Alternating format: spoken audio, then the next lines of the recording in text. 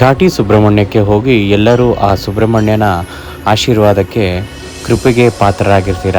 ಆ ದೇವಸ್ಥಾನದ ನಾರ್ಮಲ್ ವ್ಯೂನ ಎಲ್ಲರೂ ನೋಡಿರ್ತೀರ. ಇವತ್ತು ನಿಮಗೆ ಡ್ರೋನ್ ಶಾಟ್ನ ಮೂಲಕ ಮೇಲೆಯಿಂದ ಯಾವ ಥರ ಕಾಣುತ್ತೆ ನಮ್ಮ ಸುಬ್ರಹ್ಮಣ್ಯ ಸ್ವಾಮಿ ದೇವಸ್ಥಾನ ಅಂತ ತೋರಿಸ್ತಾ ಇದ್ದೀನಿ. ನೀವು ನೋಡ್ಬೋದು ಗೋಪುರ ಎಷ್ಟು ಬ್ಯೂಟಿಫುಲ್ಲು ಕಲರ್ಫುಲ್ ಆಗಿದೆ ಅಂತ.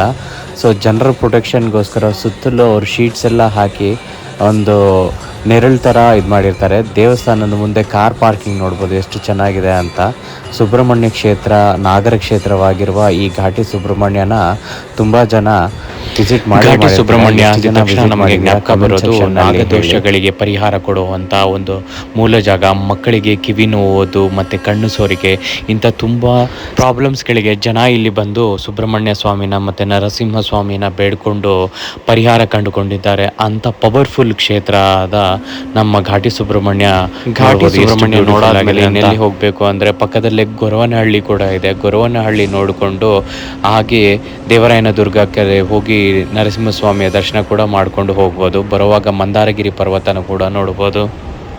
ಇಂಥ ಮತ್ತಷ್ಟು ದೇವಸ್ಥಾನಗಳ ಡೀಟೇಲ್ಸ್ ಮತ್ತು ಡ್ರೋನ್ ಶಾಟ್ಗೋಸ್ಕರ ನನ್ನ ಚಾನಲ್ನ ಸಬ್ಸ್ಕ್ರೈಬ್ ಮಾಡೋದನ್ನು ಮರಿಬೇಡಿ. ಮಿಸ್ ಮಾಡಿದಿರ ಸಬ್ಸ್ಕ್ರೈಬ್ ಮಾಡಿ. Thank you.